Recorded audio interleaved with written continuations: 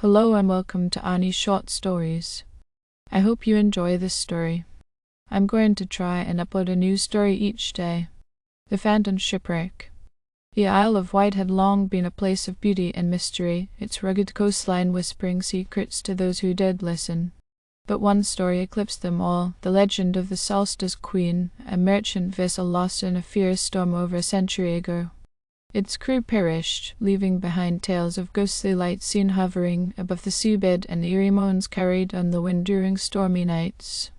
Holly Arnold, a seasoned diver with a taste for the macabre, had heard these stories countless times. But unlike the tourists who gawked at the sea from the safety of the shore, Holly craved answers. When a local diving team invited her to join an expedition to locate the wreck, she couldn't resist. The expedition gathered at Ventnor Harbour on a blustery morning.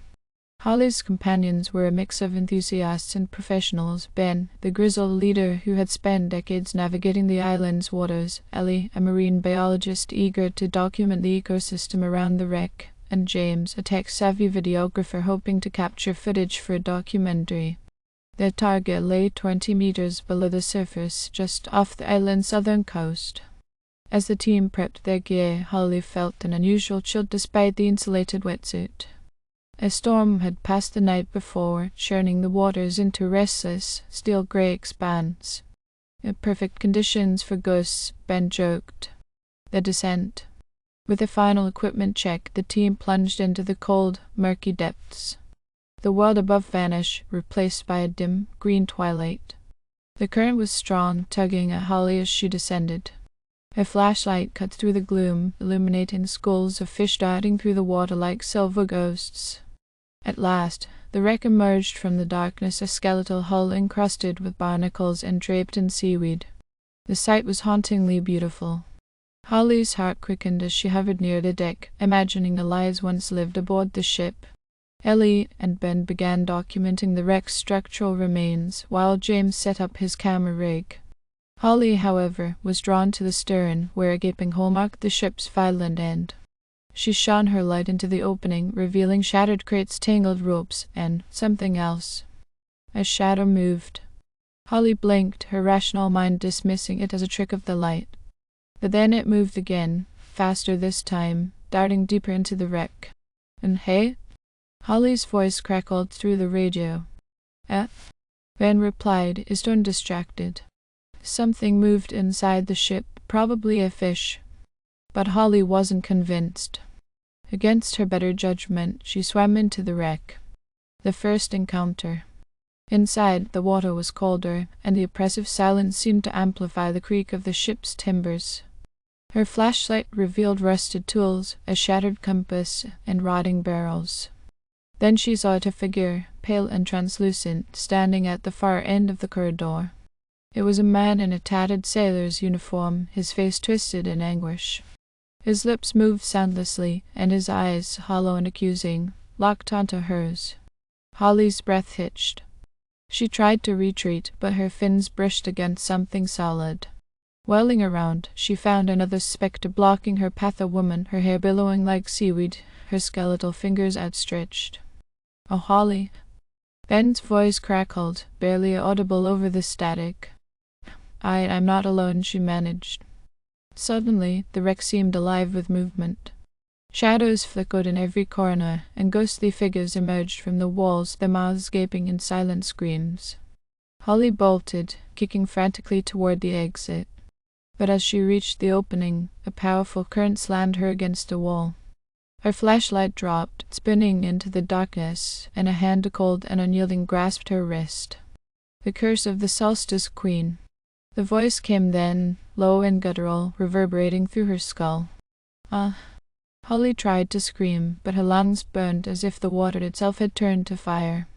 Images flashed in her mind, the ship tossed by relentless waves, the crew screaming as the hull split apart, and their captain's desperate eyes as he clutched a broken compass. A surge of guilt flooded her. These weren't just spirits, they were prisoners of the watery tomb, reliving their final moments for eternity. "Release me," she thought. The grip on her wrist tightened. Holly's vision blurred as the icy cold seeped into her bones. But then she heard Ellie's voice, faint but insistent. "Holly, Summoning every ounce of strength, Holly kicked free and surged toward the light above. The spirits swirled around her, their mournful wails rising to a deafening crescendo. The aftermath. Holly broke the surface with a gasp, coughing and shivering. Ben and Ellie hauled her onto the boat, their faces pale with concern. Ben demanded. Holly couldn't speak. She glanced at the water, now calm and deceptively serene. But she knew the truth. The spirits of the Solstice Queen were still there, waiting for their next intruder. Later that night, as Holly lay in bed, she heard it, the faint sound of a ship's bell tolling mournfully in the distance. And she understood that the wreck wasn't just a relic of the past, it was a warning. Some secrets are better left buried beneath the waves. The haunting persists. Sleep eluded Holly that night. Each time her eyelids drooped, her mind replayed the faces of the spirits, their empty eyes, their silent screams. The tolling of the phantom bell lingered in her ears, growing louder when she closed her eyes. By morning, she decided to share her experience with the team. Van, ever the skeptic, dismissed it as a stress-induced hallucination. Ellie was more empathetic, suggesting the psychological effects of the cold and pressure at that depth. It felt real. I wasn't imagining it, James, who had been reviewing the footage from his underwater camera, suddenly froze. You might want to see this, he said. On the screen, the footage showed Holly exploring the wreck. But as she entered the stern, the camera captured flickering shapes, human-like figures drifting through the water, their forms semi-transparent.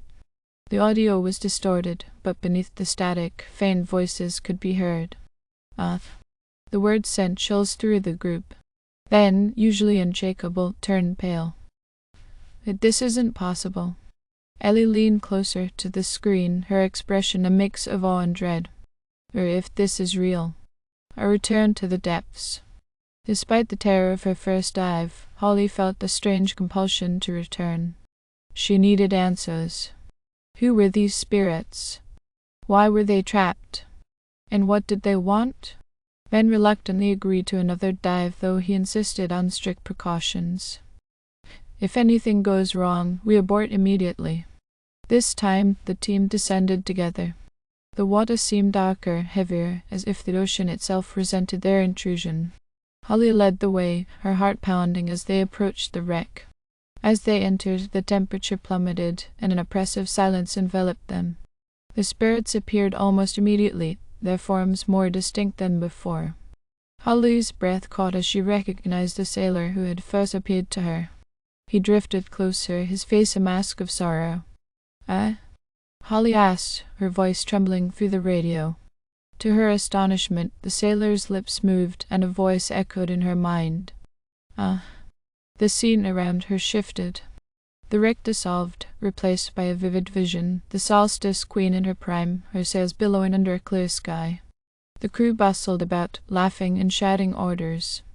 But beneath the surface, tension simmered. The captain argued with a group of sailors, his voice rising with anger. "We'll never reach port in time." The captain's response was sharp.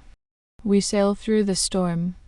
The vision shifted again, and Holly saw the storm, massive waves crashing over the deck, sailors clinging to ropes as the ship was battered by the fury of the sea. The captain's decision had doomed them all. As the vision faded, the sailor's face reappeared, his eyes filled with despair. The truth unearthed. Back on the boat, Holly shared what she had seen. Ellie, ever the researcher, began digging into historical records. Hours later, she uncovered a logbook entry from the Solstice Queen's final voyage. The captain ignored all warnings of the storm. The crew begged him to turn back, but he refused. James frowned. So the crew wasn't just victims. Holly nodded. That's why they are trapped. Their deaths weren't just tragic. The realization weighed heavily on the group. Holly felt an overwhelming sense of responsibility. She had awakened these spirits, and now she had to help them find peace. The final dive. The team decided to make one last dive, this time bringing a memorial plaque engraved with the names of the crew and an apology for the captain's folly. It was a symbolic gesture, but Holly hoped it would be enough. As they descended, the spirits appeared once more. Holly held the plaque aloft, her voice steady despite the fear gnawing at her. We acknowledge your pain. You were wronged, and the world has forgotten your sacrifice. For a moment, nothing happened. Then, one by one, the spirits began to fade, their anguished expression softening. The sailor who had spoken to Holly lingered the longest, his gaze filled with gratitude. "Thank you," he whispered. And then he was gone. Epilogue. When the team surfaced, the oppressive weight had lifted. The waters around the wreck were calm, almost serene. For the first time in decades, the ghostly bell did not toll. Holly returned to the Isle of Wight with a strange mix of relief and sadness. The spirits of the Solstice Queen were free, but their story remained etched in her heart. She often visited the coastline, listening to the waves and wondering if the ocean held other secrets waiting to be uncovered. Some nights she thought she heard faint laughter carried on the breeze, a reminder that, even in death, there can be peace. Thank you for listening. I hope you enjoyed this story. Please don't forget to like, and even better, like and subscribe. Thank you very much, and I hope you have had or have a great day.